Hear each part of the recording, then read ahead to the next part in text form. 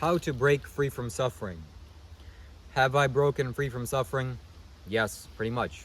It is all done for me. Now I'm going to share with you how you too can break free from suffering, or how I achieved this state of mind.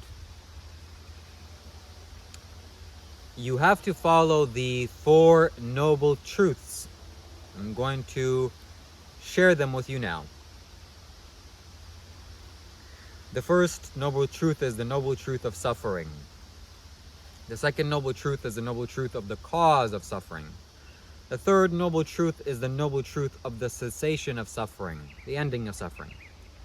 The fourth noble truth is the path that leads to the end of suffering, or path that leads to the end of the cause of suffering. Okay? So we're going to explore this in detail in this video, and this video is going to help you out a lot. This is, of course, the Buddha's teachings. This is not my teachings. This doesn't belong to me. I have just perceived this to be true. First and foremost, human beings are suffering here on this planet. They're suffering all around us. Maybe you're an unwise one and you don't know this to be true. You don't even see it. Like I remember telling one of my close family members, yeah, you know, I'm suffering and you're suffering also. And there's suffering in the world. And they were like, what? No, that's impossible. It's not, no. You just go eat some little sugary snack and you'll be fine. Suffering is over. Well, suffering will not be over.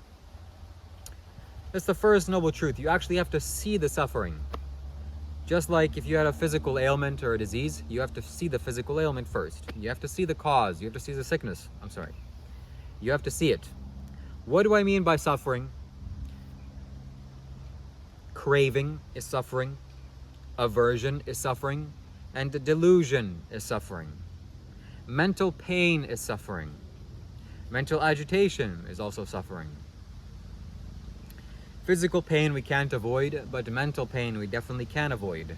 Why? Because mental pain is our own responsibility, is how you react to life, how you react to situations. So once this has been seen, once you see that there is actually suffering, you can think about what is the cause of this suffering. And that's the second noble truth, the cause of suffering. First of all, there is a cause to suffering. It's not some God made you suffer and you're gonna go like this for the rest of your life. It's inevitable. It's not inevitable. You can change to stop this. You can change and make this stop. Suffering is not inevitable. And what is the cause of suffering? Well, it's attachment. Fundamentally, the Buddha said it's craving, but one step above craving is clinging or attachment. We're going to say attachment here because it's easier to understand, easier to build upon this idea. This idea of craving, you have to experientially know the truth within yourself. But attachment, everyone knows, because it's clear to see the things that you attach to, you suffer a lot. So attachment is, let's say you're attached to your house. Your house, by the way, in reality doesn't belong to you. It's just a physical object in space.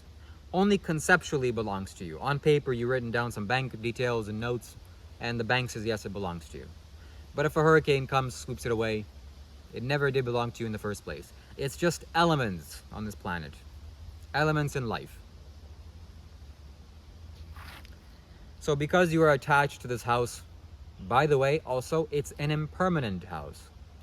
The whole universe is impermanent, which means constantly changing, never standing still, being born, staying for some time, and then passing away. If you attach to something that's passing away, well, it's going to drag you along with it. So inevitably, the things that you're attached to, what you're attached to, anything in the physical world, once those things in the physical world change or changes, you are bound to suffer. Why? Because you've attached to it. It's like, imagine if I'm attached to my car physically. If someone's driving away with my car and I have hooks attached to the car, I'm going to get yanked and I'm going to be dragged behind the car. I'm going to suffer miserably. Similarly, if I'm attached to this phone or this camera that I'm recording my video with here, if I'm attached to it, meaning my life energies are connected to it, and then it gets destroyed, which is a possibility, it's a universe, things get destroyed, or someone steals it, or I lose it, or just combusts, spontaneously, or something else happens entirely. All of these things are possible.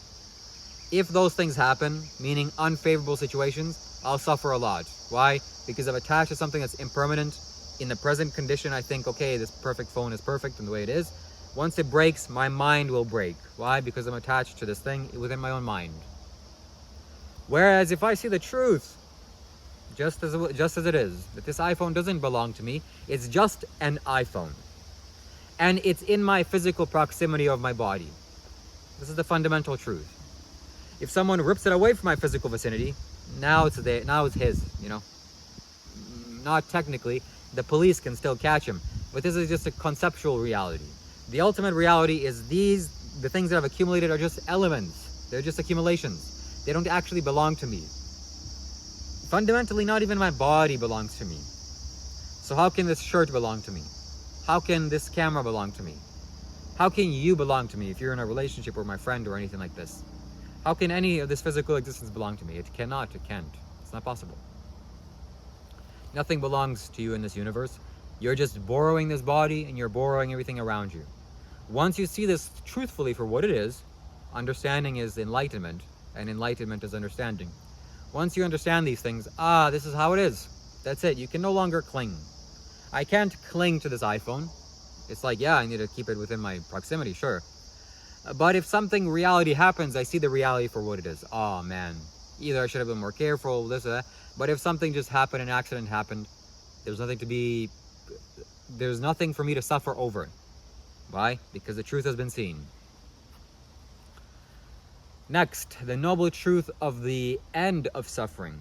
Maybe you know the cause of suffering, but you still don't know that there's an end to suffering. Maybe you know, man, I'm suffering and I think these are the reasons why.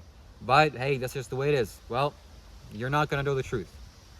But if you know that there is an end to suffering, that something can be done to uproot the suffering, that it can be done, suffering can end. That's a remarkable knowledge. And the fourth noble truth is the path that leads to the end of suffering. The path that leads to the end of suffering is the eightfold noble path. So it's a circle like this with 8 wheels. It's a big circle and it has 8 sides to it. The top is right view, right intention, right speech, right action, right livelihood, right effort, right mindfulness, and right concentration. The first 2 deal with wisdom, the next 3 deal with morality, and the last 3 deal with meditation. So morality, meditation, and wisdom is the only 3 things that the Buddha taught or preached about. This is the path that leads to the end of suffering. Once a human being goes on this path towards the end of suffering, he will finish the goal inevitably. It's not possible for you to do so. If you fall into the stream or if you fall into a river, and if you just stay in the river for some time, you're bound to reach the ocean.